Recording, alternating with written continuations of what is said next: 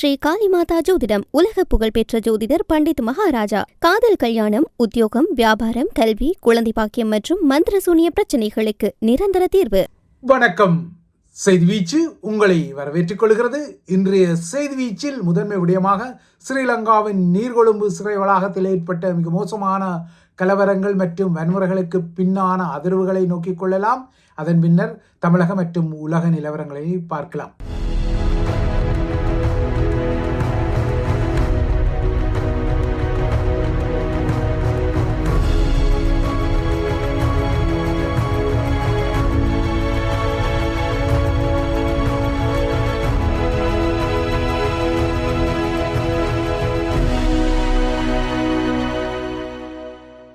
நீர்கொழும்பின் சிறைச்சாலை வளாகத்தில் இடம்பெற்ற குரூரமான 26 உயிர் பலிகளுடனான மோசமான வன்முறைகள் குறித்து தற்போது அனுரகுமார திசாநாயக்காவின் ஆட்சி தரப்பும் எதிரணி அரசியல் தரப்பும் தமது அரசியல் ஆவணிகளை எசப்பாட்டு ரீதியில் நகர்த்தி வருகின்றன. அந்த வகையில் ஸ்ரீலங்காவின் எதிர்க்கட்சி தலைவரான சஜித் பிரேமதாசாவை பொறுத்தவரை இந்த சம்பவங்களுக்கு அனுர அரசாங்கமே பொறுப்பேற்க வேண்டும் எனவும் இந்த சம்பவம் நாட்டின் சிறைச்சாலை நிர்வாகத்தில் உள்ள தீவிரமான குறைபாடுகளை பிரதிபலிக்கும் ஒரு மோசமான சம்பவம் என்றும் குறிப்பிட்டிருக்கின்றார். இதேபோல ராஜபக்ஷவாதிகளில் ஒருவராக இருக்கக்கூடிய உதய கம்மன்பில ஏற்கனவே மக்களுக்கு தெரிந்த விடயமாக இருக்கும் இலங்கை சிறைகளின் நெருக்கடியை கூறுகின்றார். இலங்கை சிறைச்சாலைகளில் நிர்ணயிக்கப்பட்ட கைதிகளின் அளவை விட 4 மடங்கு அதிகமான கைதிகள் அவற்றில் அடைக்கப்பட்டுள்ள விடயத்தையும் சொல்லிக் கொள்கின்றார்.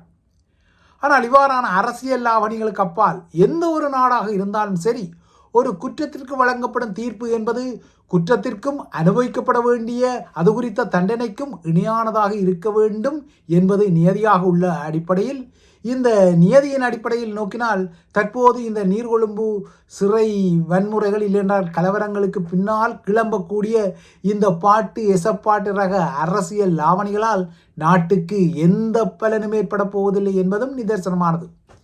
தற்போது நீர்கொழும்பு சிறையில் கலவரத்தை தூண்டிய விடயம் எது, இந்த தீல்கள் மற்றும் குரூரங்களுக்கு பின்னால் உள்ளவர்கள் யார் என்பதை அறிவதற்கு அரசு தலைவர் அனுரகுமார திசாநாயக்காவால் ஒரு விசாரணை குழு நியமிக்கப்பட்டிருக்கின்றது.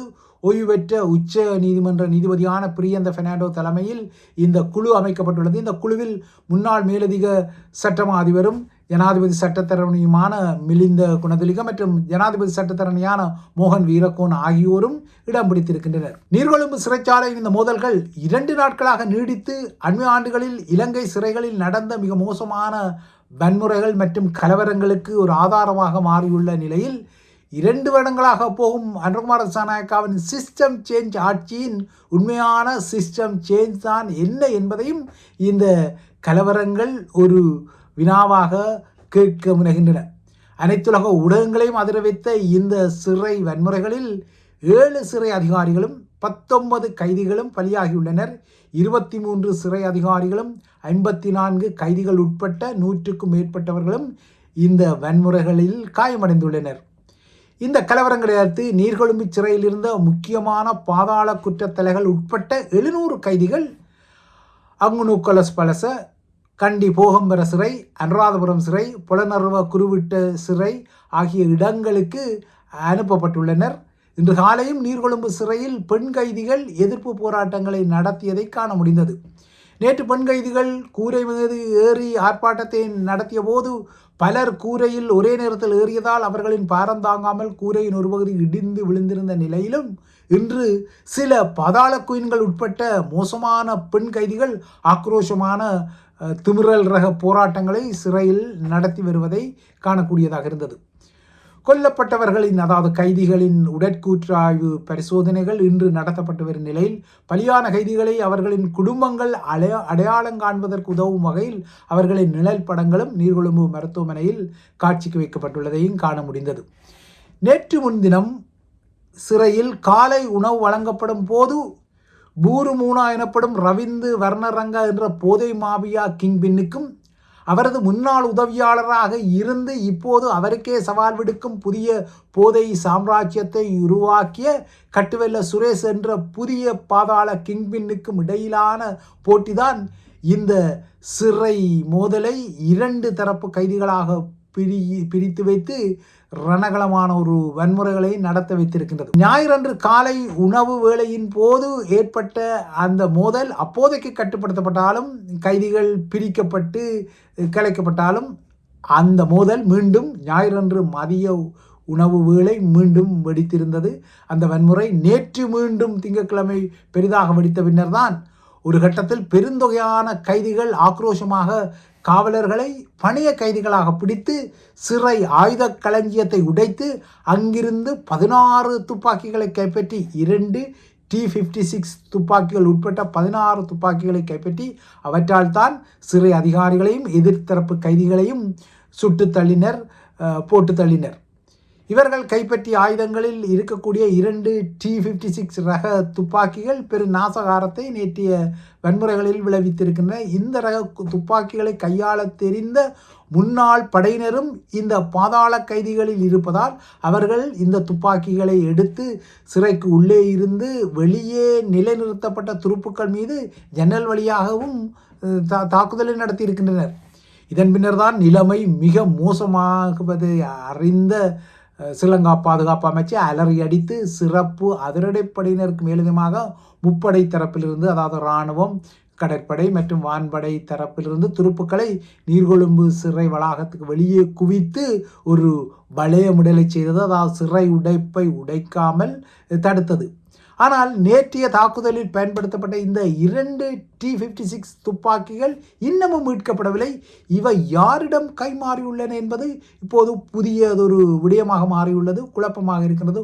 ஒருவேளை நேற்று ஆண் கைதிகள் இந்த துப்பாக்கிகளை பெண் கைதிகளுக்கு மாற்றிவிட்டார்களா என்ற ஐயங்கள் எல்லாம் இருக்கின்றன. எனினும் இந்த T56 ரக துப்பாக்கிகள் இரண்டும் இந்த பதிவு பதியப்படும் போது வரை மீட்கப்படவில்லை. வன்முறைகளை செய்த கைதி குண்டர்கள் தமது நகர்வுகளை கண்காணிக்கக்கூடாது, சிறைக்குள் கொண்டு வரும் போதைப்பொருள் இனிமேல் பிடிபடக்கூடாது என்பதற்காக நேற்றைய வன்முறையில் திட்டமிட்ட சில தாக்குதல்களை நடத்தினர். குறிப்பாக சிறையில் பொருத்தப்பட்டிருந்த கோடிக்கணக்கான ரூபாய் மதிப்புள்ள பொடி ஸ்கேனர்ஸ் எனப்படும் உடல் சோதனை கருவிகளையும், CCTV எனப்படும் கண்காணிப்பு கேமராக்களையும் இந்த போதை மாபியா மற்றும் மாதாள உலக தொடர்பு கைதிகள் திட்டமிட்டு அளித்திருக்கின்றனர். இனிமேல் சிறை வளாகத்தில் இதனை மீண்டும் நிர்மாணிப்பதற்கு கோடிக்கணக்கான ரூபாய்கள் தேவைப்படும்.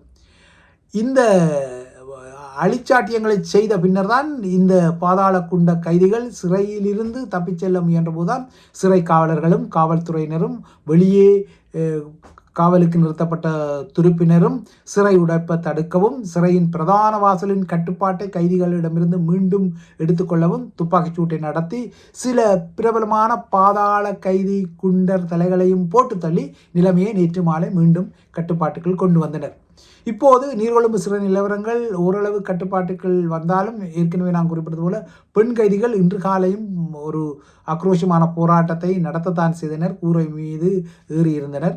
இந்த கலவரங்கள் தொடர்பாக விசாரணை செய்யும் விசாரணைக்குழு இந்த சம்பவத்தின் அனைத்து விடயங்களையும் முழுமையாக விசாரணை செய்து இனிமேல் இதுபோன்ற சம்பவங்கள் மீண்டும் சிறையில் நடக்காமல், அதாவது ஸ்ரீலங்கா சிறைக்கூடங்களில் நடக்காத சில முன்மொழிவுகளை சொல்லும் வழங்கும் என சொல்லப்பட்டாலும், வரலாறுகள் எப்போதும் கற்பிதங்களை தருவன என்ற அடிப்படையில் ஏற்கனவே இவ்வாறாக சில முன்மொழிவுகள் இல்லைன்னா நடவடிக்கைகள் எடுக்கப்பட்டிருக்க வேண்டும். ஆனால் அந்த சம்பவங்கள் இல்லைன்னா அந்த படுகொலைகள் எல்லாம் தமிழர்களை மையப்படுத்தி, தமிழ் அரசியல் கைதிகளை மையப்படுத்தி இருந்ததால் ஸ்ரீலங்கா அரசாங்கம் அதனை ஒரு வகையில் ஊக்குவித்தது, மறக்கடிக்கும் வகையில் நகர்ந்தது. இப்போது வளர்த்த கடவை மார்பில் பாய்வது போல முன்னர் எவ்வாறு சிறை கைதிகளை சிறை அதிகாரிகள் தூண்டிவிட்டு தமிழ் அரசியல் கைதிகளுக்கு தாக்குதல்களை நடத்தினார்களோ, தமிழ் அரசியல் கைதிகள் மீது தாக்குதல்களை நடத்தினார்களோ, இப்போது அது மாறி திரும்ப தலைப்படுகின்றது.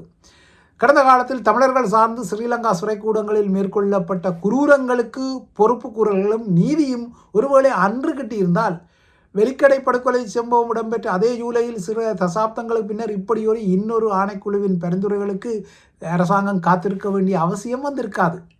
இந்த படிப்பின வாய்ப்புகள் குறித்து அறியாத சில தமிழ் சமூக ஊடக அடியான்கள் நீர்கொழும்பு சிறை சம்பவமும் அதாவது நேற்றைய சம்பவமும் 1983 ஆண்டு வெலிக்கடையில் தமிழ் அரசியல் கைதிகளுக்கு நடந்த படுகொலை சம்பவங்களை இல்லைன்னா குரூரங்களை ஒப்பிடவே முடியாது என அடம் பிடித்து முன்னர் சுயேட்சை எம்பிக்கு கொம்பு விட்டு அதன் பின்னர் சட்டி சுட்டதடா கைவிட்டதடா என அவரையே எதிராளியாக்கி லாவணி வாடும் போக்கு போல விழுந்த வாட்டுக்கு இவ்வாறான வரலாற்றின் போக்குகளில் குறி சொல்ல முடியாது. இதனை இவ்வாறான அடியான் அவதாரங்களும் கவனத்தில் எடுக்க வேண்டும். நீர்கொழும்பு சிறை சம்பவத்தையும் வெலிக்கடை கருப்பு ஜூலை சம்பவத்தையும் மேம்போக்காக ஒப்பிட முடியாது என்றாலும் தமிழரசியல் கைதிகளின் படுகொலைகளை இதனுடன் ஒப்பிட முடியாது என்றாலும் அதாவது சோசியல் மீடியா அடியான்கள் இவ்வாறு கூவிக்கொண்டாலும் எந்த ஒரு நாடாக இருந்தாலும் சரி ஒரு குற்றத்திற்கு வழங்கப்படும் தீர்ப்பு என்பது குற்றத்திற்கு அனுபவிக்கப்பட வேண்டிய தண்டனைக்கு இணையானதாக வர வேண்டியது நியதி. அந்த வகையில் ஸ்ரீலங்கா சிறைகளில் தமிழ் அரசியல் கைதிகளுக்கு இன்று வரை மறுக்கப்படும் நிலவரங்கள் எல்லாம் கணக்கில் எடுக்கப்பட வேண்டும். ஸ்ரீலங்கா சிறைகளில் உள்ள பாதாள முகங்களுடன் ஸ்ரீலங்காவின் சிறை அதிகாரிகளுக்கு தொடர்புகள் இருக்கும் விடயங்கள் எல்லாம் பகிரங்கமான விடயங்கள். கடந்த ஓரிரு வருடங்களுக்கு முன்னர் வரை நாட்டின் காவல்துறை மாதிபரான தேசபந்து தென்னக்கோனுக்கே பாதாள உலகுடன் இருந்த டீல்கள் எல்லாம் பகிரங்கப்பட்டு விட்டன. ஆகையால் இவ்வாறான வரலாற்று கற்பிதங்களை எல்லாம் புறந்தள்ளிவிட்டு தனியே நேற்றைய நீர்கொழும்பு வன்முறைகளை நோக்கி கொள்ள முடியாது. ஆகையால் கருப்பு ஜூலையில் வெலிக்கடையில் அன்று நடந்தது வேறு இன்று நடந்தது வேறு என புதிய கதைகளை விட முடியாது. அன்றும் சிறை அதிகாரிகளின் உயர் முகங்கள்தான் தமிழ் அரசியல் கைதிகளை கொன்ற கைதிக்காடையர் கூட்டத்திற்கு பின்னணியில் நின்றார்கள். இன்றும் பல சிறை உயர் அதிகாரிகள் மாவியா முகாங்களுக்கு சலாம் போட்டு அவர்களுக்கு சிறையில் வசதி வாய்ப்புகளை செய்து கொடுக்கும் நிலைமைகள் எல்லாம் தொடர்கின்றன. ஆகையால் அந்த பழைய சிஸ்டம் இன்றும் சிஸ்டமாக தொடர்கின்றது. சிஸ்டம் சேஞ்ச் என சொல்லும் ஆட்சியிலும் இந்த சிஸ்டம் தொடர்கின்றது. ஆகையால் உயர் அதிகாரிகள் இந்த டீல்களால் பாவம் கீழ்நிலை அதிகாரிகள் நேற்று போதை கூட்ட கைதிகளால் கொல்லப்பட்ட துன்பியல் எல்லாம் இடம்பெற்றாலும் இந்த பழைய பாகல் போல சுரை முளைக்காது என்பார்களே அதுபோல ஸ்ரீலங்கா சிறைகளில் தமிழரசியல் கைதிகளை மையப்படுத்தி கொம்பு சீவி விடப்பட்ட இந்த வரலாற்று நிகழ்வுகள் தான் இப்போது வளர்த்தகடா மார்பில் பாய்வது போல ஸ்ரீலங்கா சிறை அதிகாரிகளையும் பதம் பார்க்க முனைவது ஒரு வரலாற்று கற்பிதம்தான். இதனை விட ஸ்ரீலங்கா சிறைகளில் உள்ளபடியே அவற்றின் கொள்ளளவை விட 300% நெருக்கடி இருக்கின்றது என்பதை மறுத்துக்கொள்ள முடியாது. ஆனால் இதனையும் இந்த பழைய சிஸ்டத்தையும் அனுரவின் சிஸ்டம் சேஞ்ச் ஆட்சி தான் மாற்றிக்கொள்ள வேண்டும். அது எப்போது மாற்றுகின்றதோ அப்போதுதான் சிறைகளின் நெருக்கடிகள் குறையும் என்பதும் யதார்த்தம். ஆகையால் வெறுமனவே சிஸ்டம் சேஞ்ச் என சொல்லிக்கொண்டு இவ்வாறான பழைய சிஸ்டங்களுடன் ஆட்சியை தொடர முடியாது.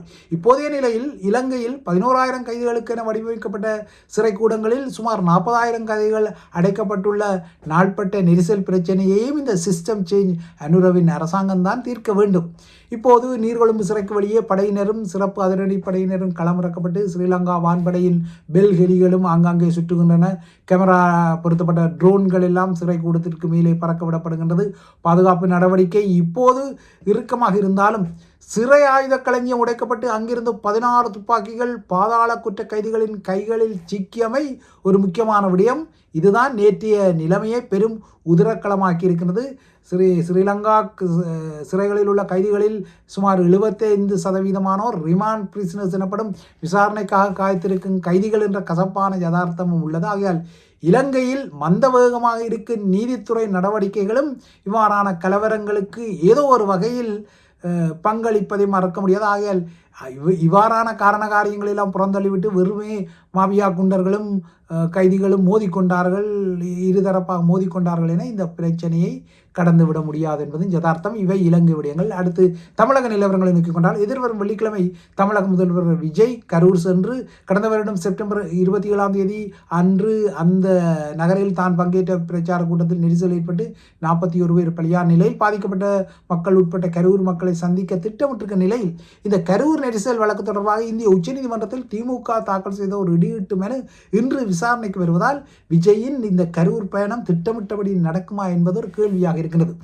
தமிழக அமைச்சர் ஆதவ அர்ஜுனா அண்மையில் கரூரில் ஒரு கணக்கு வழக்கு உள்ளது எனவும் அதை முடிக்காமல் விடமாட்டோம் எனவும் இதற்கு பதிலடி கொடுக்கப்படும் எனவும் சட்டம் தன் கடமையை செய்யும் எனவும் பேசியுள்ளமை இந்த கரூர் நெரிசல் சம்பவங்கள் தொடர்பாக ஏற்கனவே சிபிஐயில் உள்ள விசாரணையில் தலையீடு செய்யும் பாங்கில் கருத்துக்கள் இருந்ததாக கூறப்பட்டதான் இன்று உச்சநீதிமன்றத்தில் இந்த வழக்கு தொடரப்பட்ட நிலையில் இந்த விசாரணையின் முடிவு எதிர்வரும் வெள்ளிக்கிழமை முதல்வர் விஜயின் கரூர் பயணத்தின் மீது ஒரு தாக்கத்தை ஏற்படுத்தும் என கருதப்படுகின்றது. இதேபோல பிரான்சின் அதிதீவிர வலதுசாரி தலைவர் மெரீன் லூப்பனின் அரசியல் எதிர்காலத்தை தீர்மானிக்கும் முக்கிய தீர்ப்பும் இன்று வழியாக உள்ளது. இந்த தீர்ப்பு தான் மெரீன் லூப்பன் அடுத்த வருட அரசு தலைவர் தேர்தல் களத்தில் போட்டியிட முடியுமா அல்லது அவரது இடத்தை அவரது கட்சியில் உள்ள இளம் தலைவரான ஜோதான் பாதல்லா ஏற்க வேண்டிய நிலை வருமா என்பதை முடிவு செய்யும். 2025 ஐரோப்பிய நாடாளுமன்ற நிதி முறைகேடாக மெரீன் லூப்பனால் பயன்படுத்தப்பட்டதான வழக்கில் லூப்பனுக்கு 5 ஆண்டு கால தண்டனை விதிக்கப்பட்டது. அதாவது 5 ஆண்டு காலம் அவர் பொது பதவியில் போட்டியிட முடியாது மற்றும் 4 ஆண்டு கால சிறை தண்டனை என இந்த தீர்ப்பு வந்தது. ஐரோப்பிய நாடாளுமன்றத்தின் நிதியை தவறாக பயன்படுத்தி கட்சி உறுப்பினர்களுக்கு அவர் வேதனம் கொடுத்த குற்றம் நீதிமன்றத்தால் உறுதிப்படுத்தப்பட்டு இந்த தீர்ப்பு வழங்கப்பட்டது. இந்த நிலையில் தான் இந்த தீர்ப்பை எதிர்த்து அவர் மேன்முறையீடு செய்துள்ள நிலையில் இந்த மேன்முறையீட்டில் அவருக்கு சாதகமாக தீர்ப்பு வராமல் பாதகமாக, அதாவது ஏற்கனவே வழங்கப்பட்ட தீர்ப்பு உறுதிப்படுத்தப்பட்டால் மெரீன் லூப்பன் 5 ஆண்டுகளுக்கு எந்த தேர்தலிலும் போட்டியிட தகுதியற்றவர் என்ற முடிவு வரும். இதன் மூலமாக அடுத்த வருடம் அவர் பிரெஞ்சு அரசு தலைவர் தேர்தலில் போட்டியிட முடியாது என்பதால் இன்றைய தீர்ப்பு பிரான்சின் அரசியல் வட்டாரத்தில் உற்று நோக்கப்படுகின்றது. இவைதான் ஐபிசி தமிழின் செய்தி வீச்சு. தொடர்ந்தும் ஐபிசி தமிழுடன் இணைந்திருங்கள். ஏனைய விடயங்கள் மிக்ஸ் அண்ட் மேட்சில் காத்திருக்கின்றன.